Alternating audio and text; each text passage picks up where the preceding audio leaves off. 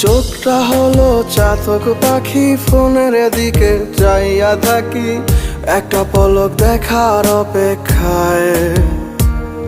আজ কবরটারে টাইলস কইরা বাধায় রাখবে রে, টাকার মেশিন ঘুমায় থাকবে অতি যতনে। প্রবাস জীবন, প্রবাস জীবন, পাখির মতো উড়াল